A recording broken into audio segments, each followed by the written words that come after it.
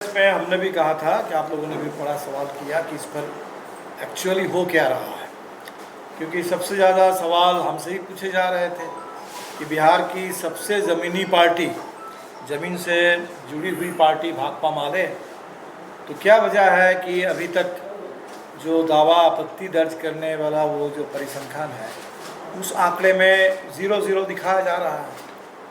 तो हम लोगों ने इसको एक चैलेंज के रूप में लिया था और हमारे साथियों ने काफ़ी जद्दोजहद करके अब आप देखेंगे कि आज जो आंकड़ा जारी हुआ है चुनाव आयोग की ओर से ताज़ा, उसमें बाकी सबके नाम पर 0-0 है, लेकिन भाकपा माले के नाम पर 10 की संख्या है कि हमारी ओर से, हमारे BLAs की ओर से 10 आपत्ति बाकायदा विधिवत तरीके से चुनाव आयोग के हिसाब से भी वो दर्ज हो गई है। अब इसमें जो सुप्रीम कोर्ट में बात हुई, कोर्ट ने कहा कि भाई 1,60,000 BLA है और हर BLA को पर डे 10 आपत्ति दर्ज करने का मौका है। तो अगर सब लोग करें तो डेली 16 लाख हो सकता है और तब तो 5 दिन में 80 लाख हो जाएंगे, 65 लाख का क्या मामला है। तो पहली बात है कि इसमें आप देखेंगे कि BLA को लेकर के ही अपने आप में एक कितनी बड़ी अस्पष्टता है कि हमारे BLA की संख्या दिल्ली चुनाव आयोग के रिलीज़ के मुताबिक अभी भी 1496, करीब 1,500। अगर आप बिहार CEO के पोर्टल में चले जाएंगे तो आपको पता चलेगा बिहार CEO के पोर्टल में कि ये संख्या करीब 1,000 ज़्यादा है। और अभी भी, जबकि ये समय बिल्कुल समाप्त होने वाला है, कह रहे हैं कि करीब और 1,000 माले के BLA हैं जो पेंडिंग है।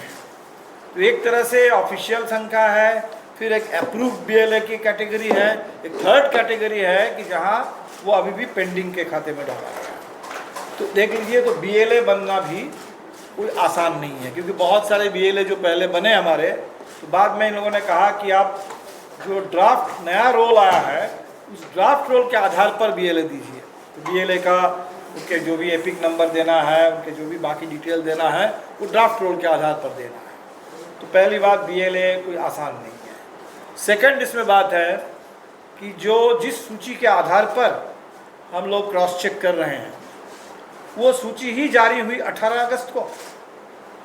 सुप्रीम कोर्ट के इंटरवेंशन के बाद अंततोगत्वा चुनाव आयोग ने कारण के साथ वो सूची जारी की कि कहाँ कितने लोग डिलीटेड हुए हैं, किस वजह से, कौन उनके हिसाब से मुर्दा है, कौन उनके हिसाब से परमानेंटली यहाँ से चले गए हैं।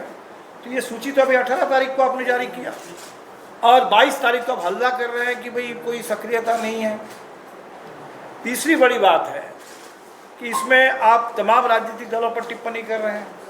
तो सबसे बड़ी संख्या में BLA 50,000 से ज़्यादा, नंबर 1 पार्टी कौन है? भारतीय जनता पार्टी, BJP एक नंबर की पार्टी है। और ये कहा जाता है कि BJP को जो वोट मिलता है ये सब BJP के BLAs के कारनामे है, उनकी मेहनत है। तो सीधा सवाल जो खड़ा होता है कि भाई बिहार में जो 65 लाख लोगों के नाम कटे, क्या इनमें से कोई एक भी मतदाता गलत तरीके से जिनके नाम कटे हैं वो भाजपा के लिए ज़रूरी नहीं, भाजपा के समर्थक नहीं है? तो भाजपा के लोग क्यों नहीं इसमें कोई कंप्लेन जारी कर रहे? या तो हम मान ले, जो बात शुरू से लोग कह रहे थे कि पूरा SIR का जो चल रहा है भाजपा के नज़र से ये फ़ायदे का सौदा है कि भाई इसमें भाजपा को कोई नुकसान नहीं है, भाजपा के लिए, NDA के लिए परेशान होने की कोई बात ही नहीं है, जो भी घाटा होगा वो विपक्ष के लिए होगा। क्या यही वजह है जिसके चलते BJP के पास करीब 60,000 BLA होते हुए भी उन BLAs की ओर से अभी तक एक भी शिकायत दर्ज नहीं हुई? जवाब तो BJP को देना पड़ेगा। तीसरा, अभी हम लोग जो जांच कर रहे हैं, ये जांच करते हुए हम लोगों को एक और कैटेगरी मिली। अभी तक तो पता ही चल रहा था कि या तो आपका नाम जो 2005 के समरी रिविजन 25 के समरी रिविजन के बाद वाली सूची में है उसमें है, या आपके नाम विलोपित सूची में है। अभी हमें एक तीसरा कैटेगरी मिला जिनका नाम 2005 में थे लेकिन विलोपित सूची में नहीं है। और अभी विलोपन के बाद जो ड्राफ्ट एसआईआर जारी हुआ है, एसआईआर के बाद ड्राफ्ट मतदाता सूची, इसमें भी नहीं है। तो हमें लगता है कि चुनाव आयोग को घोषणा करनी चाहिए कि ये बिहार में एक नया खोज हुआ है, त्रिशंकु मतदाता। अभी तक आपने कहा कि ये मृत हैं, ये परमानेंटली बिहार से बाहर चले गए हैं, तो चुनाव आयोग इसका क्रेडिट ले सकता है कि बिहार में मतदाता के एक नई प्रजाति हमें देखने को मिली, जिनका नाम है त्रिशंकु मतदाता, जो आपके डिलीटेड लिस्ट में भी नहीं है और पोस्ट डिलीशन जो ड्राफ्ट रोल आया है उसमें भी नाम नहीं आया है। तो वैसे ही एक नाम आपके सामने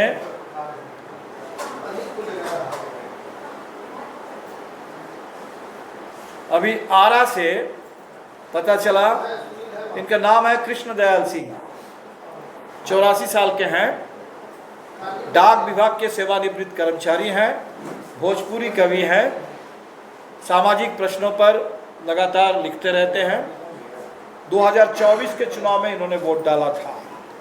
ये इनके एपिक, उनके मतदाता पहचान जो कार्ड है ये है।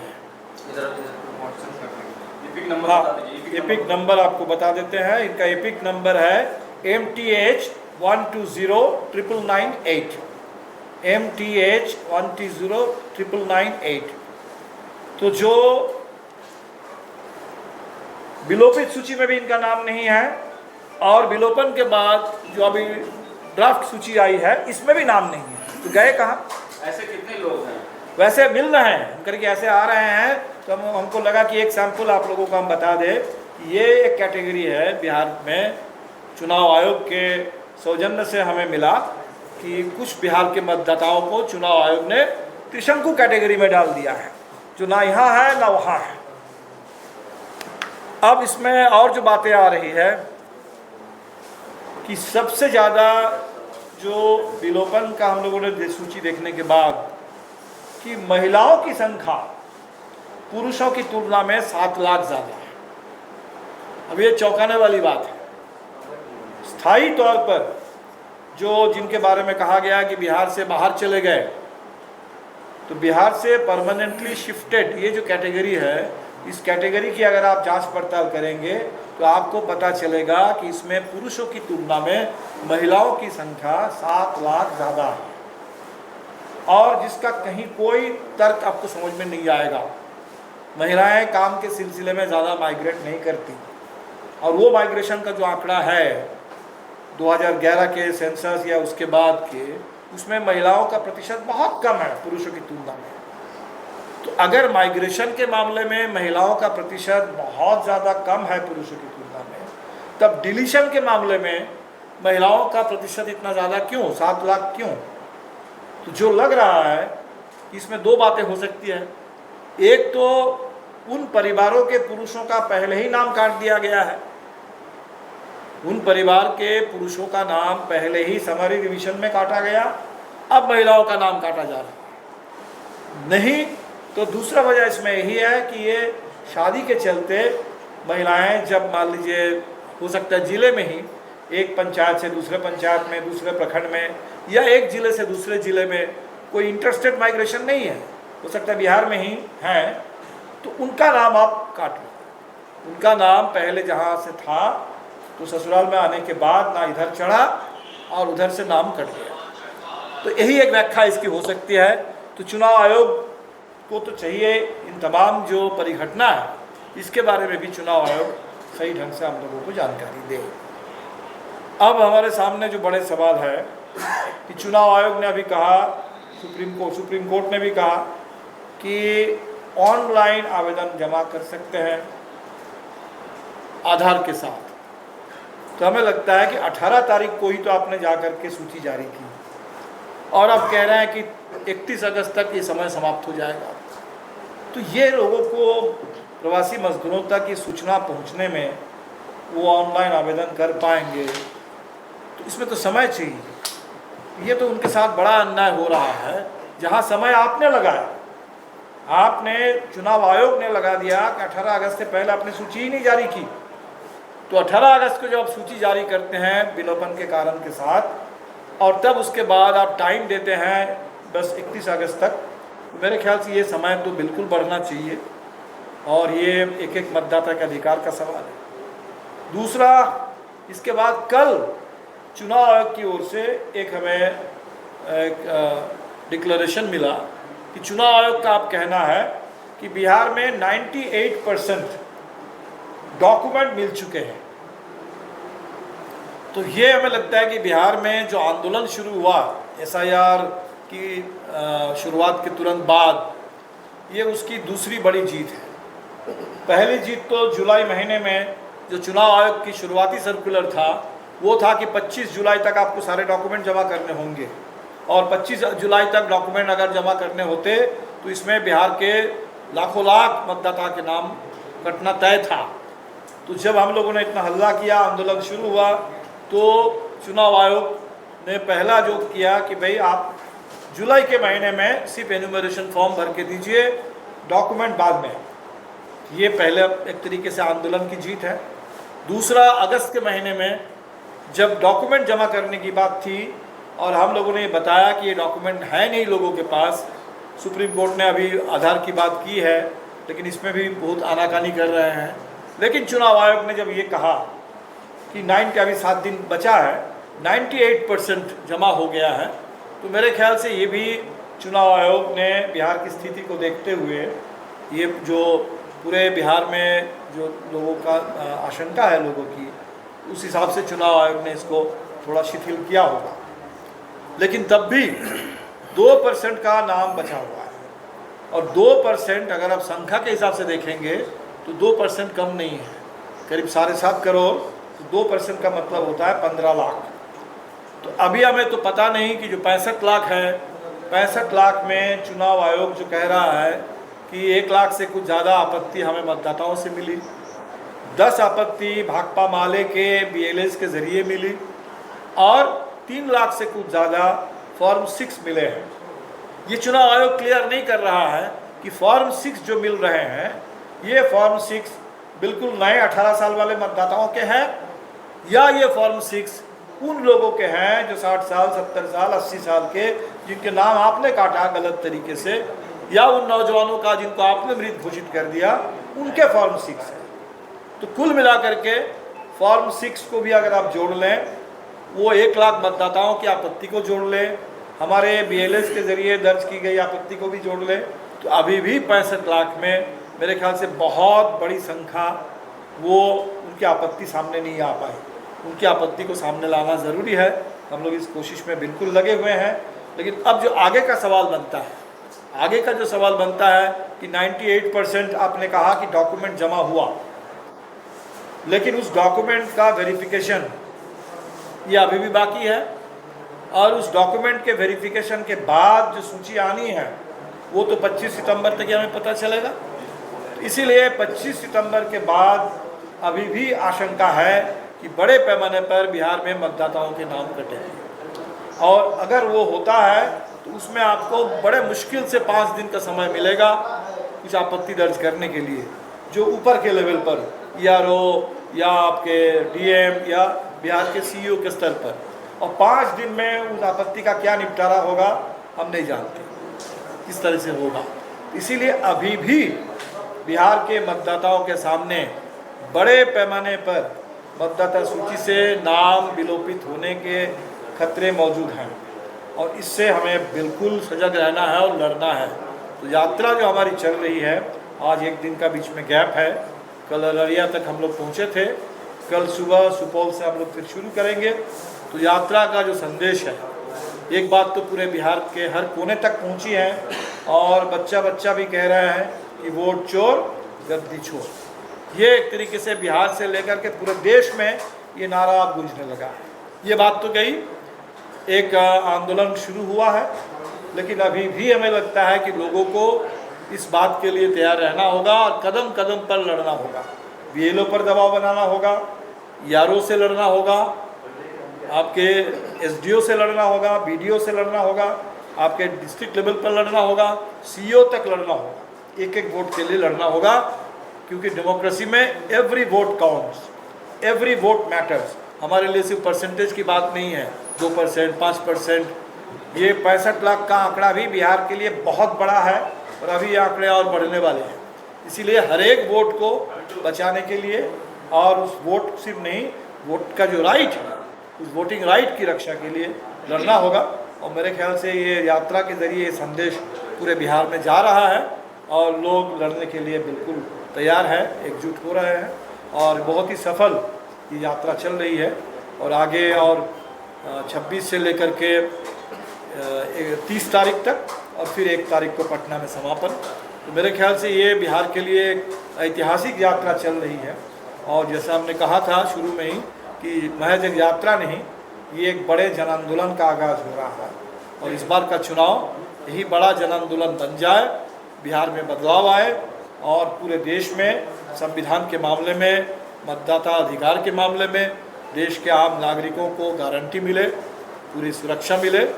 इसी उम्मीद पूरे बिहार के इस यात्रा से पूरे देश में जगह। सर, ये रविशंकर प्रसाद ने यात्रा को लेकर सवाल उठाया है और कहा है कि जानबूझकर ऐसा डेट और ऐसा मतलब रखा गया है कि जितना समय वोट चुनाव आयोग ने दिया है आप लोगों को वो करने के लिए, आपत्ति दर्ज करने के लिए, उसी समय में यात्रा हो रही है और ठीक जब उसका समापन हो रहा है उधर और आप 1 तारीख को रैली कर रहे हैं। बस रविशंकर प्रसाद जी से एक ही सवाल पूछ लीजिए, यात्रा तो इंडिया गठबंधन की है, बीजेपी के बीएलए क्या कर रहे हैं? क्या बीजेपी के बीएलए को सिर्फ इंडिया गठबंधन को बदनाम करने के लिए, ट्रोल करने के लिए, झूठ बोलने के लिए, नफरत फैलाने के लिए दिया गया है? या बीजेपी के बीएलए भी इस काम में लगेंगे? उनके सामने क्या रुकावट है? कल रविशंकर प्रसाद ने प्रेस कॉन्फ्रेंस में कहा कि एक महिला थी जिनका नाम काटा गया था, ऐसा कांग्रेस से कह रही थी। बाद में खुलासा हुआ कि उनका नाम वोटर लिस्ट में था। उनसे कहने के लिए कहा गया था कि उनका नाम नहीं है वोटर लिस्ट। नहीं, हमने उस महिला का भी, रंजू कुमारी उनका नाम है और ललन टप में उनका वीडियो भी हमने देखा। महिला ने ये नहीं कहा।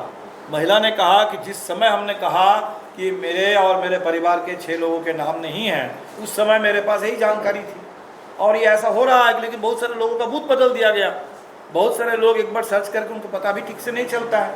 तो ये तो हो ही सकता है कि 2-4 मतदाता जिनके बारे में कहीं हम लोगों ने भी शुरू में सोचा कि भाई ये मृत घोषित, हम लोग डबल चेक किया, सेकेंड बार चेक किया तो पता चला कि नहीं, वो दूसरे किसी बूथ पर उनका नाम है। तो ऐसे 2-4 आपके सामने तथ्य आ सकते हैं, इससे कोई फ़र्क नहीं पड़ता। 65 लाख के जो आंकड़े हैं वो अपनी जगह पर है और इस 65 लाख के मामले में अभी तक जो चुनाव आयोग ने जो भी दिखाया है उसमें बहुत ही कम आपत्ति सामने आई है। लेकिन इसका मतलब है कि बहुत सारे लोगों तक ना चुनाव आयोग की ओर से पहुंचने की कोई कोशिश है और निश्चित तौर पर इसमें बहुत सारे प्रवासी मजदूर हैं, हम लोग भी नहीं पहुंच पा रहे हैं उन तमाम लोगों तक। लेकिन जहां तक हमारी एक कोशिश है उसमें बहुत ही जद्दोजहद के बाद बड़े मुश्किल से हमारी ये 10 आपत्ति अभी तक दर्ज हो पाई है। दीपंकर सर, कल आप लोगों की प्रेस कॉन्फ्रेंस हुई यात्रा के दौरान थी, उसमें जब महागठबंधन के सीएम फेस को लेकर पूछा गया तो कुछ स्पष्ट जानकारी नहीं दी गई। तो क्या महागठबंधन में अभी तक सीएम कैंडिडेट तय नहीं हुआ है? क्या स्पष्ट जानकारी तो थी कि महागठबंधन पूरी एकता के साथ और एक संकल्प के साथ आगे बढ़ रहा है। इसमें सीएम फेस बहुत स्पष्ट है। कौन है? अगर यही करें, लोग जो पूछ रहे हैं, कुछ लोग कह रहे हैं कि उनके सामने हमने तो एक ही बात कही कि यहाँ से इंडिया गठबंधन की ओर से अगर औपचारिक घोषणा न भी हुई हो तब भी सीएम फेस क्या है, कौन है, पूरी स्पष्टता है। और बिल्कुल उतनी ही अस्पष्टता एनडीए गठबंधन में है। वो लाख कह दे कि भाई नीतीश कुमार ही हमारे लिए सीएम के चेहरे हैं, सब लोगों को पता है कि नीतीश जी चेहरे नहीं है, पीछे कोई और खेल चल रहा है। लेकिन आप नाम कल राहुल गांधी से भी सवाल किया गया तो वो भी नाम नहीं ले रहे हैं। एक मिनट और आप लोग कहते हैं कि समझदारों के लिए इशारा काफी होता है, तो राहुल जी ने पूरे बिहार को समझदार माना है, पूरा समझदार माना है। आप देख रहे थे कि एक बाइक पर राहुल गांधी चल रहे थे, दूसरे बाइक पर आपके तेजस्वी यादव चल रहे थे, तो इशारा तो इन्होंने कितनी बार कर दिया है। तो तेजस्वी यादव है सीएम फेस, तेजस्वी यादव है CM face, sir CM face Tejashwi Yadav है। सीटों को लेकर कोई कंफ्यूजन है क्या सर? कोई कंफ्यूजन नहीं है। अभी एकमात्र जो भी है, कोई कंफ्यूजन इसको मत कहिए, वो सवाल है कि डिलीशन, इतने सारे लोगों का नाम जो डिलीट हुआ है और जो गलत दलील दिया गया चुनाव आयोग की ओर से बीएलएस को राजनीतिक दलों को जिम्मेदार ठहरा दिया गया। जो काम चुनाव आयोग का है, चुनाव आयोग ने एसआईआर लॉन्च करने से पहले तो राजनीतिक दलों से कोई सलाह मशविरा नहीं किया। जब नाम काटा गया उसमें तो हम लोगों से नहीं पूछा गया कुछ भी। आप वो कह रहे हैं कि हम नाम काट देंगे। आपका काम है कि इसमें कहाँ गलत काटा गया वो आप देखिए और आप करके बताइए। तो मेरे ख्याल से ये चुनाव आयोग अपनी जिम्मेदारियों से भाग रहा है, तो चुनाव आयोग को भागने नहीं देना है। चुनाव आयोग जो उसकी संवैधानिक भूमिका है उस भूमिका को ठीक से। चर्चा है कि कांग्रेस 70 सीटों पर अड़ी हुई है, इसलिए सीएम के नाम की घोषणा नहीं हो रही है। कितनी सच्चाई है? ये सब कोई बात नहीं है। हमें लगता है यात्रा तो आगे बढ़ रही है। एसआईआर को लेके दो महत्वपूर्ण बात हम शेयर करना चाहेंगे। पहली बात तो अभी हम देख रहे थे कि मुख्यमंत्री जी बोल रहे थे, भाजपा के नेता लोग बोल रहे थे कि छठ और दीपावली के टाइम में 12,000 हम ट्रेन चलाएंगे, तो उतनी तो ट्रेन ही भारत में नहीं चल रही है। अभी जो माइग्रेंट वर्कर्स हैं, ये 65 लाख लोगों में सबसे ज़्यादा नाम माइग्रेंट वर्कर्स का कटा हुआ है। हमारे साथी गांव-गांव में, उत्तर बिहार के गांव-गांव में घूम रहे हैं, लोग मोबाइल से फ़ोन कर रहे हैं, लोग कह रहे हैं पैसे नहीं है, कैसे आएंगे। हम बिहार सरकार से मांग कर रहे हैं कि हिंदुस्तान के तमाम बड़े शहरों से जहां बिहार के मजदूर बड़ी संख्या में रहते हैं वहां के लिए विशेष ट्रेन चलाई जाए और एसआईआर की अवधि बढ़ाई जाए, ताकि माइग्रेंट वर्कर्स बिहार के इकोनॉमी के रीढ़ हैं और उनको मतदाता बने रहने का पूरा अधिकार है। इसलिए बिहार सरकार इसको इंश्योर करे, ये मांग हम आपके बीच से करना चाहेंगे। और दूसरी बात, नेपाल के साथ सदियों के साथ बिहार का रोटी बेटी का नाता रहा है। उत्तर बिहार के इलाके में मैं सुपौल में था, मैं मधुबनी में था, दरभंगा में था, सीतामढ़ी के लोगों ने शिकायतें की हैं कि बड़ी संख्या में जो महिलाएं शादीशुदा हैं इंडिया में, खास करके 2004 के बाद जिनका जन्म है, उनके माता पिता का सर्टिफिकेट तो आएगा नेपाल से, तो नेपाल का सर्टिफिकेट तो वैलिड होगा नहीं। तो मधुबनी डीएम ने कहा है कि वो सारे आवेदन अभी पेंडिंग है, चुनाव आयोग से जो निर्देश आएगा उस पर हम एक्ट करेंगे। उनका पूरा परिवार भरा पूरा है, पूरे परिवार में वो दशकों से रह रही हैं, लेकिन उनका नाम वोटर लिस्ट से बाहर कर दिया गया है। ये मैंने कह लीजिए कि बहुत बड़ा अन्याय है और भारत सरकार के गृह मंत्रालय को इसके बारे में क्लैरिटी देनी चाहिए। और वो महिलाएं जो रह रही हैं यहाँ, शादीशुदा हैं, उनके बच्चे हैं, उन महिलाओं का नाम भी वोटर लिस्ट में शरीक होना चाहिए, डिलीशन से बाहर होना चाहिए। चलिए